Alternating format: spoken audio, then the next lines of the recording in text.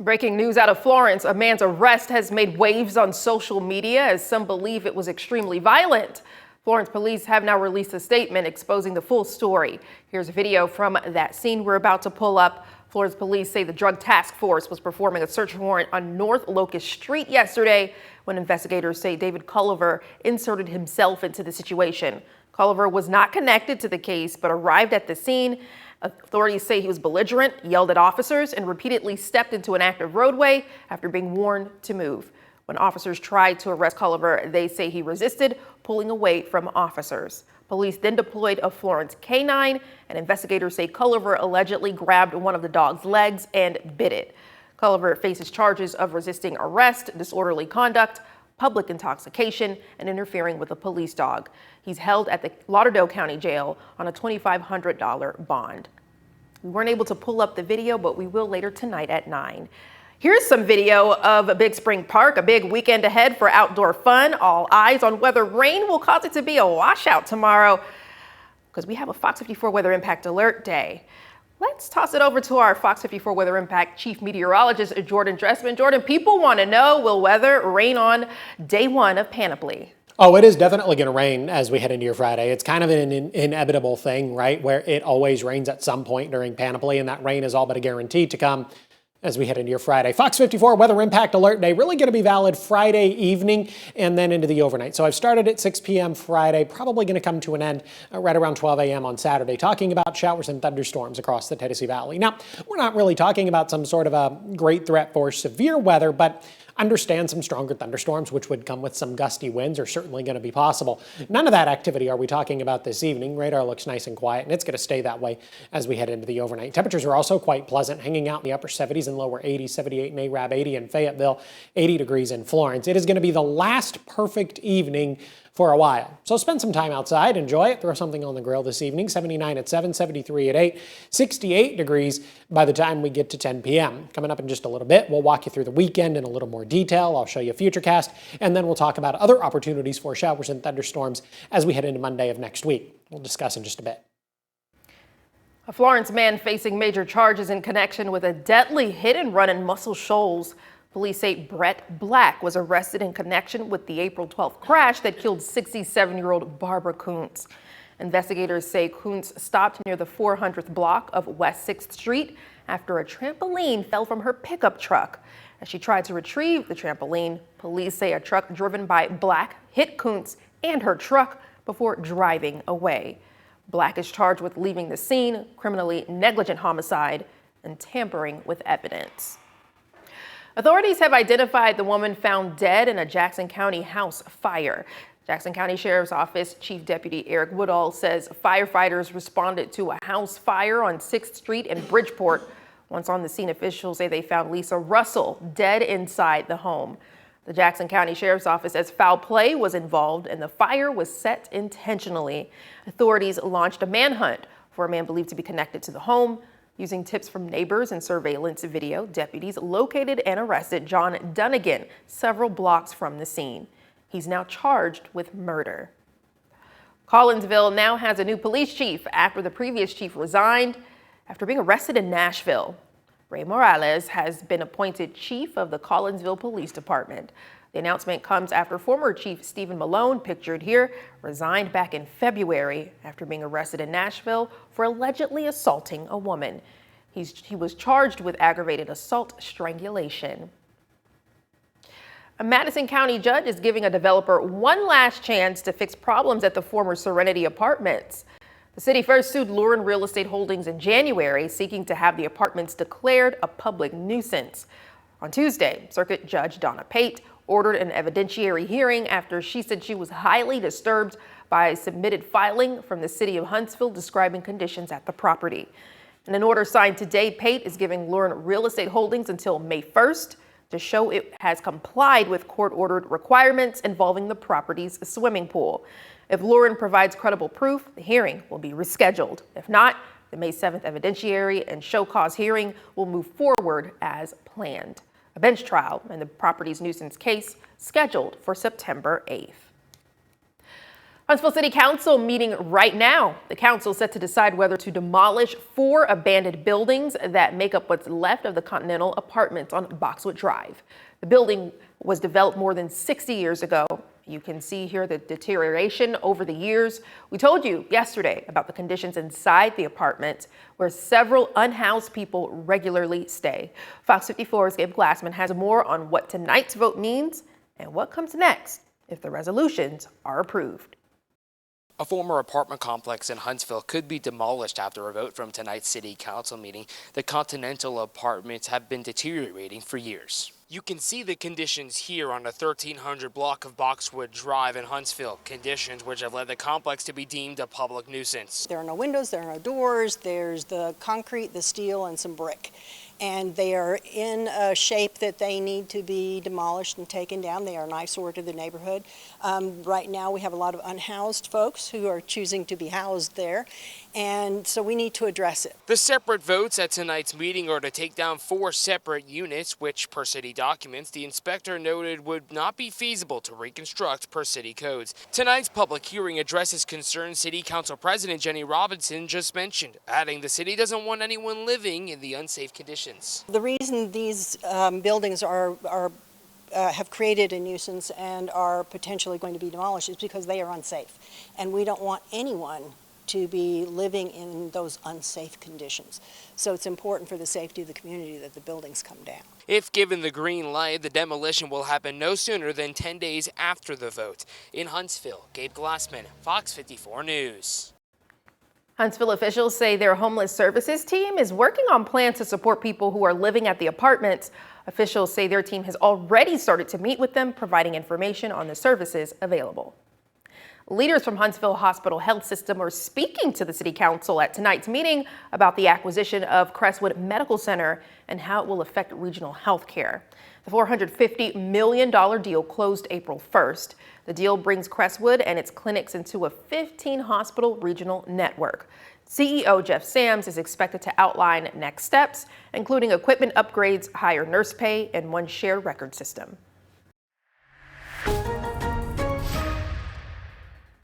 We have some Fox 54 traffic impact alerts for you this evening. Road work has started in Madison along Next Technology Drive. Crews have begun milling and resurfacing the road. The work expected to last at least 4 days. So if you're a commuter who goes through this area, consider taking an alternate route. If you can't, expect some delays as crews continue to work. A major resurfacing project underway in Lauderdale County along State Route 207. AlDOT crews are milling and repaving roughly 8 miles of the 2-lane highway from Anderson Creek to the Tennessee state line for a $1.3 million resurfacing project. During construction, you can expect single lane closures and traffic being controlled by flaggers and pilot cars. AlDOT says the project expected to be finished by early summer. It's going to be great to see students be able to come right out of their dorms and come right to the field for tailgating. We've got a special stadium tour at UNA's new turf for the Lions. Fox 54's Kip Aguayo takes us to Florence. Wildfires scorch the southeast right before a mandatory burn ban goes into effect in Alabama. We've got those details.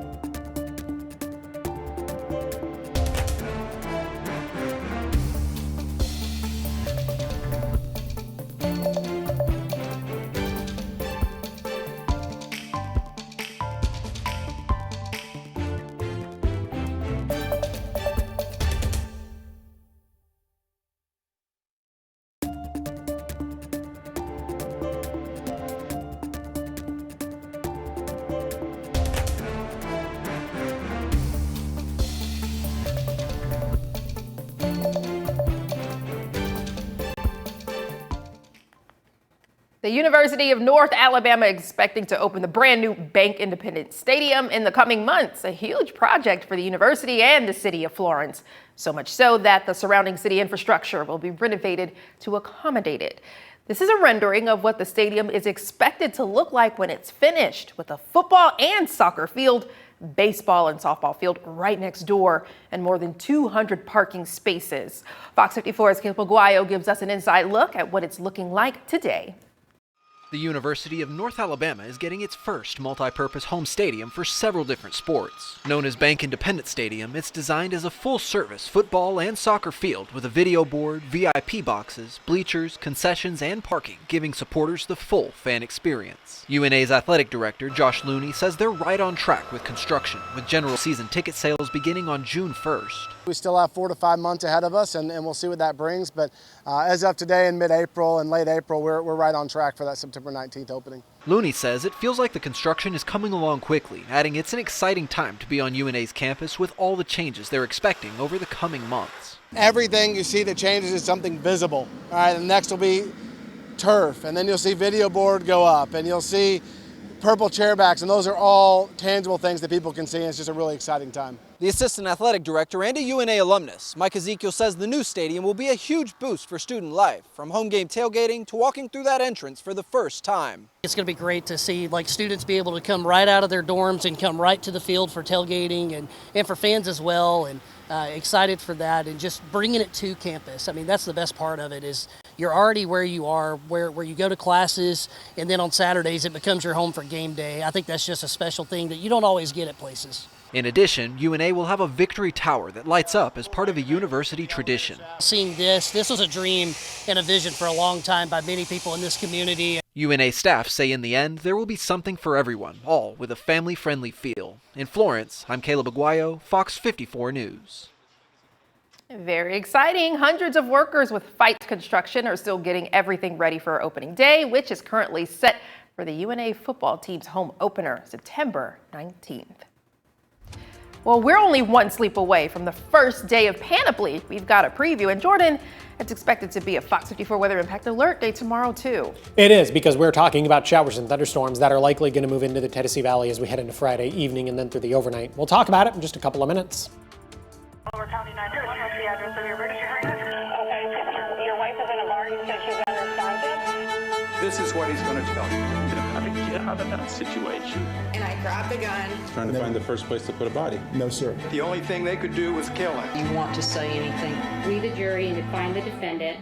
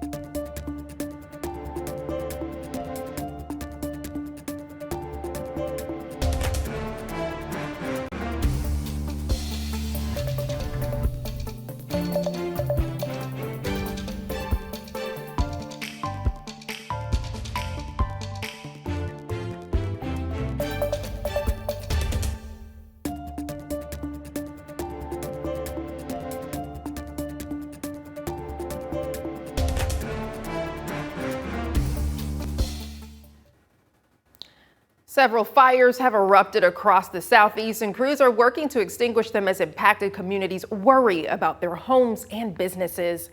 In Brantley County, Georgia, one of the hardest hit areas, A fire threatened about 1,000 homes yesterday after several dozen homes were destroyed the day before. Many evacuated residents had to leave quickly without knowing if they would have a home to return to.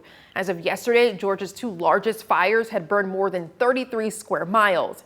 In Florida, officials say the state is experiencing one of its worst wildfire seasons in decades. Firefighters were battling more than 130 active fires, mostly in North Florida. Affected residents spoke about the loss and those also affected.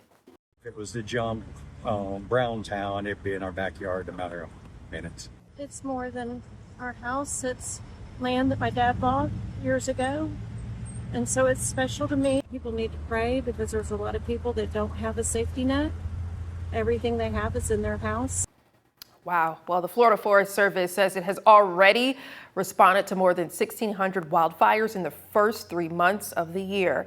Investigators are still working to figure out what's causing the fires. Extremely dry conditions remain in some areas. Right here in Alabama, we're 1 week away from the start of the annual burn ban. This ban runs from May 1st to October 31st every year. The Alabama Department of Environmental Management says the ban is to reduce harmful pollution in the air during the warmer months. It helps stop the formation of ground level ozone, which is dangerous for people with COPD, asthma, and other breathing conditions. During the ban, you cannot burn tree trimmings, wood, brush, or debris. Live look from Harvest, pretty quiet for now, perfect for a walk for now, but I hear some things may change. We might have some rain throughout the weekend. Yeah, rain is finally going to move into the area, which I understand. It's the weekend. There's so many events going on. Don't care at this point. I mean, I care about the impact on all those events, but we so desperately need the rain. I mean, it's going to rain on my parade too. But that's fine because we're in such a state of desperation. I'm okay with it. Yeah, we were just talking about the wildfires scorching across the southeast, so rain wouldn't hurt us. No, rain at this point can really only help us. And again, I understand that there's a lot of events going on across the Tennessee Valley this weekend. Panoply for one, the Coleman Strawberry Festival for another. Let's talk about Panoply. It always rains during Panoply weekend, so maybe we should expect this. Look at this. We're going all the way back to 2016. There's only been 2 years where there was no rain during Panoply. In 2020, the event was virtual, and in 2018, there was actually no rain at all during the Panoply weekend. Now, coming up tonight on Fox 54 News at 10, we're going to go back a little bit further than 2016 to see how long this consistent rain during Panoply weekend actually sticks around. So if that's something you're interested in, make sure to check that out tonight on Fox 54 News at 10. Rain builds into the Tennessee Valley Friday, Saturday. From there, rain is in the forecast in some capacity through the back half of the weekend and then even through the early and middle part of next week. And again, this is something we're going to be excited about because we are in such a deficit. This is really going to be quite beneficial to us as we get ready to finish off the month of April and head into the early days of May. Look at this. By the time we get to the end of the forecast period, and we're looking kind of through next Friday, most of us are looking at 2.5 to 3.5 inches of rain. Locally, we could be talking about 3.5 or 4.5 inches of rain. Rain is obviously not something we're talking about this evening. Radar looks nice and quiet. But again, that's going to change as we head into your Friday. And because the rain and thunderstorms on Friday could have an impact on Panoply, it could have an impact on the start of the Coleman Strawberry Festival and anything else going on outdoors across the Tennessee Valley, Friday is going to be a Fox 54 weather impact alert day that's going to continue into the earliest hours of Saturday morning. Now, maybe we get some stronger thunderstorms out of this, but we're not really talking about any sort of a threat for severe weather. And not all day Friday is going to be a complete and total wash. As a matter of fact, the day's going to start off relatively dry, maybe a couple of spotty showers through the early part of the afternoon. But the widespread activity is not going to begin to build into the Tennessee Valley until we get to the later part of the afternoon, early into the evening. And this model might actually be a bit too generous. We might not see the rain build into the area until 7 or 8 o'clock. And then from there, widespread rain is going to continue in some capacity through the remainder of the evening as we head into the overnight and then early into your Saturday morning. We could also be talking about some gusty winds, some pockets of very heavy rain, but overall, the threat for severe weather is going to remain quite low. Now, the rain does not stick around overly long. By the time we get to the middle and later part of Saturday morning, early into Saturday afternoon, many of us are going to be dry, but some spotty showers might be possible. As we head into your Monday, we're going to be focused on an area of low pressure and a cold front extending down from that area of low pressure hanging out over the upper Midwest. That area of low pressure could bring another round of stronger thunderstorms into the Tennessee Valley. There could be some severe thunderstorms associated with this area of low pressure, but models are having a really difficult time trying to figure out this area of low pressure, so we might get some thunderstorms, but we also might end up staying dry until early Tuesday morning. A partly cloudy sky down in Talladega this weekend. On Friday, 84 degrees. Showers and thunderstorms going to be possible on Saturday, 79. But the Jack Links 500 at Talladega Superspeedway on Sunday actually looks quite nice. 83 degrees. Temperatures currently sitting in the upper 70s and lower 80s. We drop into the mid 50s as we head into the overnight. Got a low temperature right around 57 degrees. Warm again tomorrow, despite the opportunities for rain, despite the increase in cloud cover. I also anticipate that it's probably going to be quite humid tomorrow. 82 degrees on Friday, 77 Saturday, 81 on Sunday. We kind of hold on to the upper 70s, lower 80s through the forecast period. We're also, again, holding on to several opportunities for rain. Monday still needs figured out. 83 Monday, 81 degrees on Tuesday. Showers and thunderstorms may not come until Monday night or even Tuesday morning. 77 on Wednesday, 75 degrees on Thursday. And Jordan just mentioned it. Panoply organizers prepare for day one of the event tomorrow, and Fox 54 had the chance to visit Big Spring Park for a sneak peek. Organizers and vendors were busy setting up for the popular festival, as in just hours, visitors will take over Big Spring Park. But one damper looming this weekend is rain. Jordan mentioned it. Patrice Johnson with Arts Huntsville tells Fox 54 the festival will go on rain or shine. We aren't really expecting it to really put a damper on the weekend. Panoply is a rain or shine event, and although we have requested that the rain hits us overnight, but in the case that we do get some rain, of course, you can always pay attention to our socials as well as our website, and we'll give any updates there. But during that time, if we do get a few sprinkles, that will be a great time to go and check out some of the vendors. I love how she says requested. Well, if you haven't brought your tickets yet, Johnson says weekend tickets are still for sale until the gates open tomorrow. Check this out. A North Alabama fifth grader is turning a tough fight into a powerful dream after landing in the top 5 in the semifinals for America's Favorite Student. The online competition highlights students across the country for their academics, character, and drive, with a $20,000 prize up for grabs. This is Archer Downs, a Huntsville student and St. Jude patient who was also a cancer survivor after battling a rare form of leukemia. During long stays in the hospital, his early interest in robots grew into a deep focus, spending his time learning, building, and imagining what he could create. I was kind of just bound to my room. I didn't really walk outside or anything. And you lose a lot of social activity. I always liked robots growing up, and I liked how they moved, and I liked how their designs were, and I found them really interesting. If he wins, and we hope he does, Archer already has big plans for the prize money. It will go straight to his college fund with his sights set on MIT and a future in robotics engineering. Archer is currently in second place, but you can vote for him until 9 p.m. tonight. Definitely rooting for him. What's going on with the NFL, Mo?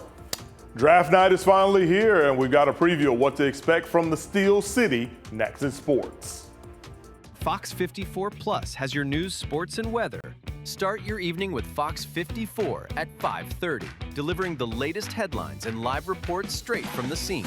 Then stay informed with Fox 54 News at 9, featuring your Tennessee Valley certified most accurate weather impact team, tracking everything from tornado threats to traffic delays during severe weather. Fox 54 Sports Extra brings you more of what sports fans crave, with deeper insights, expert analysis, and all the action that matters most. On Fox 54 Plus, you'll also find Alabama politics, plus 24/7 weather radar and real-time forecasts to keep you ahead of the storm. Looking for a quick recap? Don't miss Fox 54 Week in Review, highlighting the biggest stories of the week.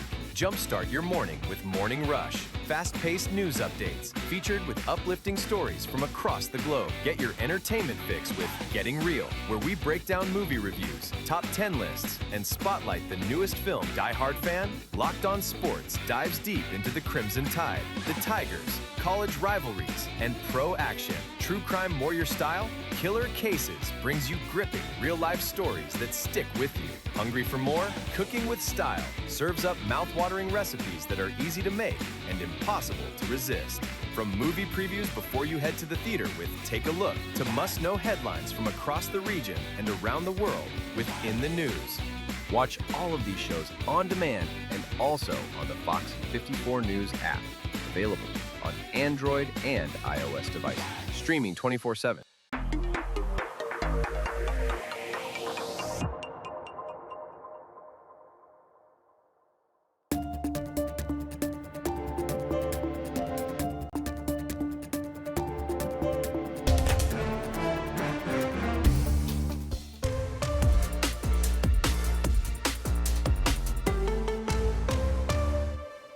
And good evening, everyone. The lives of 248 football players will be changed this weekend when they hear their names called in this year's NFL Draft. This year's event taking place in the Steel City of Pittsburgh. Lauren Bradford from our sister station, FOX43, is there to give us an early look.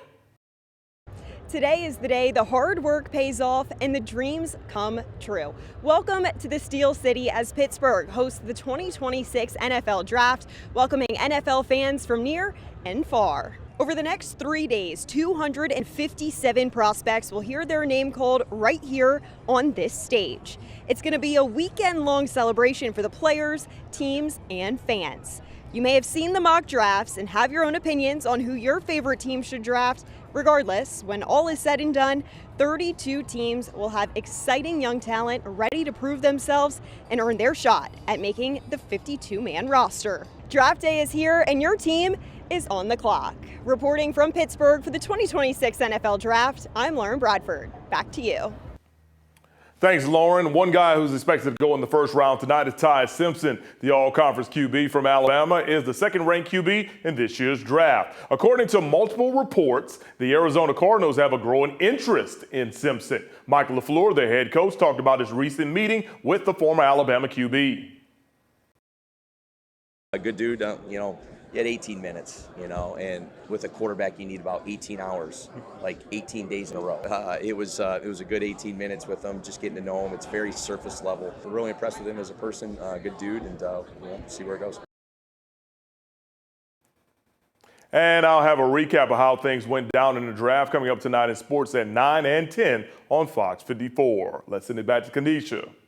Yes, Mo. Also coming up tonight at 9, Fox 54's Gabe Glassman takes us to tonight's Huntsville City Council meeting, and we'll hear the result of several city ordinances.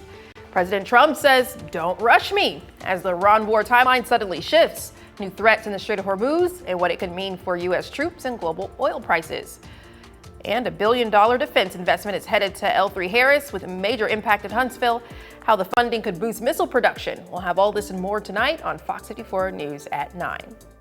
Now, Mo, you just mentioned the 2026 NFL Draft kicking off tonight in Pittsburgh, but apparently there's another new tradition happening.